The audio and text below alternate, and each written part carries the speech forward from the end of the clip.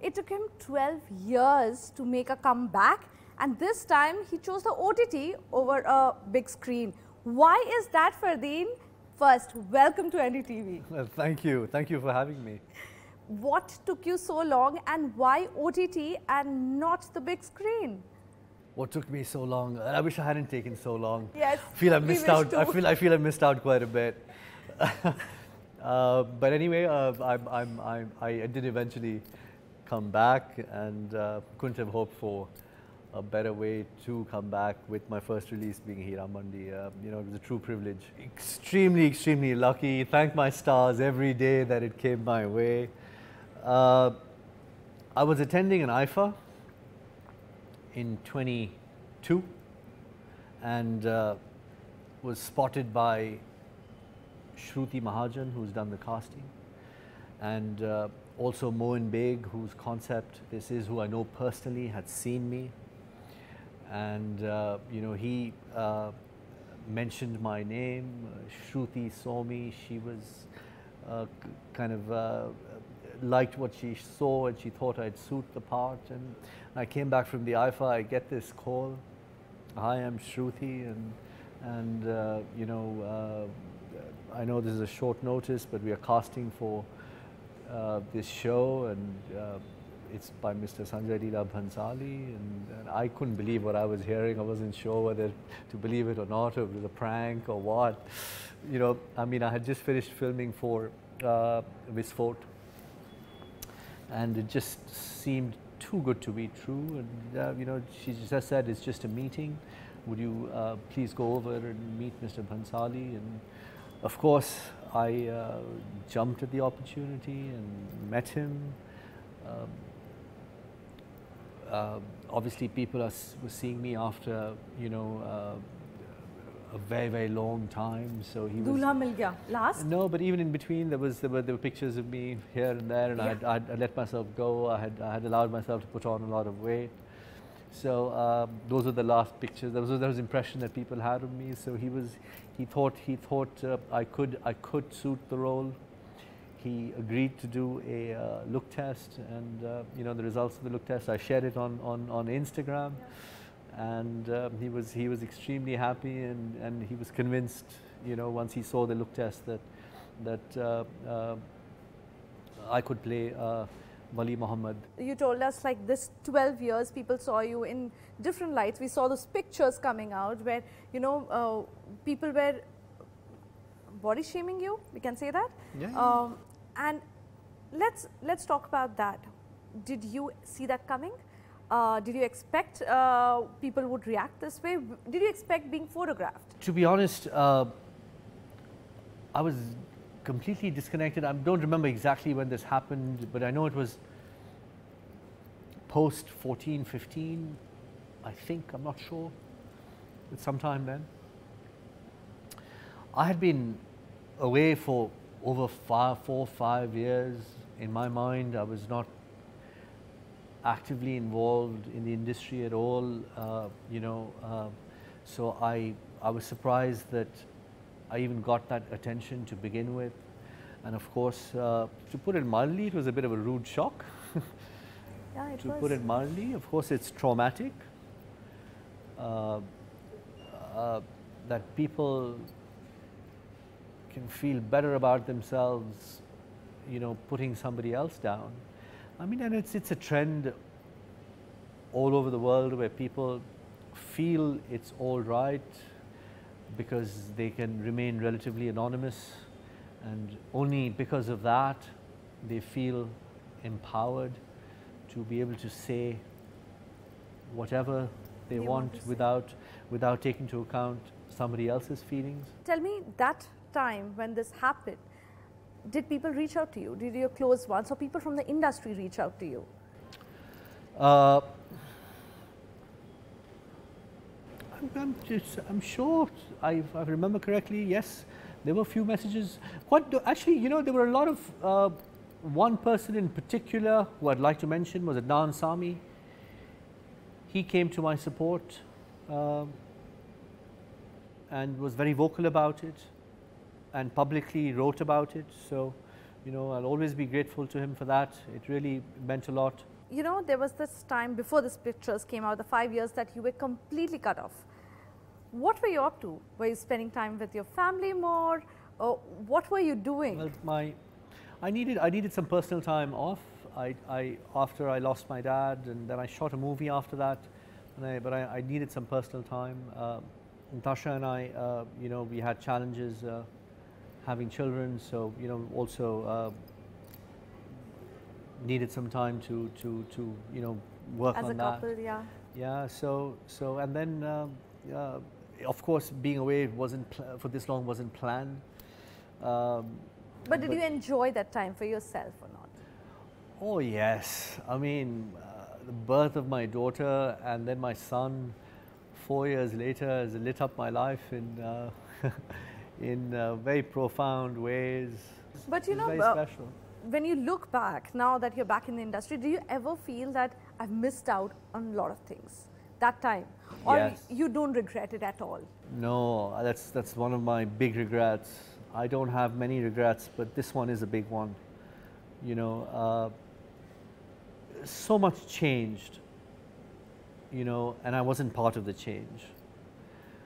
You know, from the way films were conceived, films were told, the quality, audiences have changed. You know, you're talking about, you know, more than, you know, 14 years. I've come back more than half a generation, you know, so I mean, and social media, social marketing.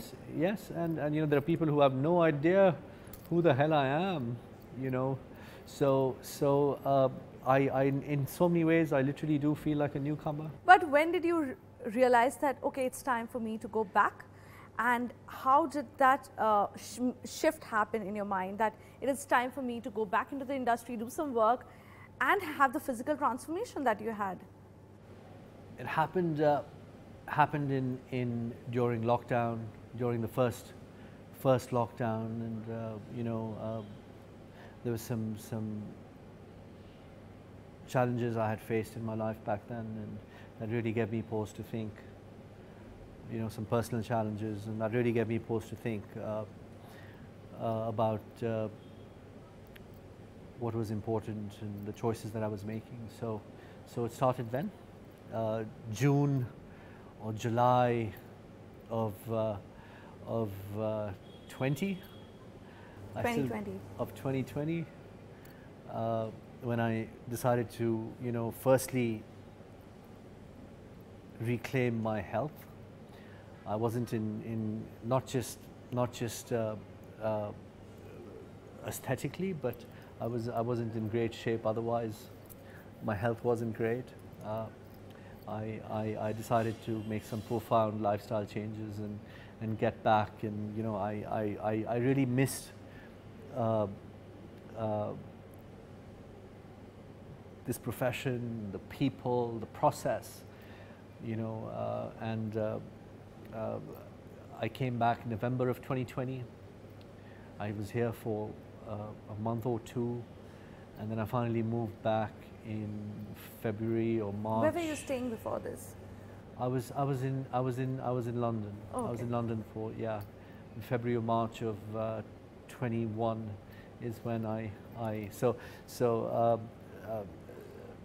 question I'm often asked is are you based here now? So I want to use this platform to say that yes, I am very much based here now. I'm back home. I live here, and I'm you know, I'm back at work. Let's talk about that one person who was such an important part of your life, your dad. Let's start with how him going away impacted you as a person. You know, a parent plays a very significant role in your life. You know, it's that one, you know, in good ways and bad ways, and, you know, both.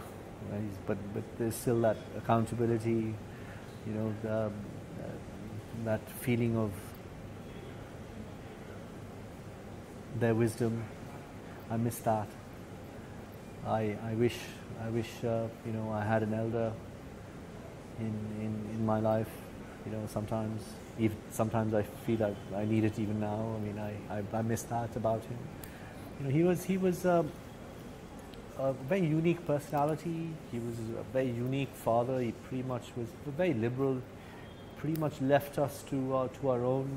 But there were certain basics that my mother and him instilled in us. You know, in terms of our values and attitudes. No one can fill that vacuum. You know, you feel. I mean, you come from that person.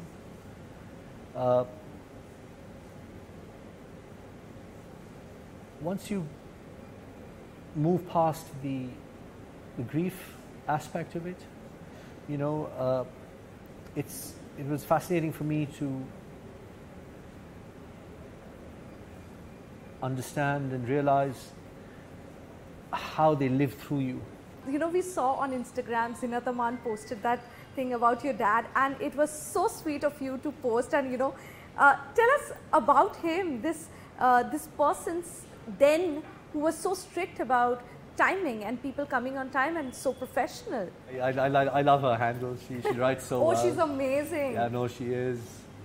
I love her handles. So, no, it was really. He would have been so happy to read that post. You know, as you know, he was strict about all the right things. You know. Because he, you know, his whole, you know, his struggle was, you know, he was self-made. His struggle was very real, and you know, he's seen it all, and you know, it was just basic respect for what somebody is doing is something that he, you know, really demanded. So you know, he would take. Do you remember any instances of from your personal life where, you know, he has reprimanded you for being late? Oh, my first movie. I read my damn flight time wrong. Oh. The unit had already left. They were in Ooty already. And there was a misprint, or I read it wrong. And I went to the airport and my flight had already taken off. And we get word there that he's missed his flight. I was so bloody nervous. That was my first day of work as well, 2 days later. And I don't know how I got on to, because the whole unit had gone. You know, back in the day, I mean, it was still different. So getting a ticket, organizing the money to get myself another ticket, because that ticket was a no-show.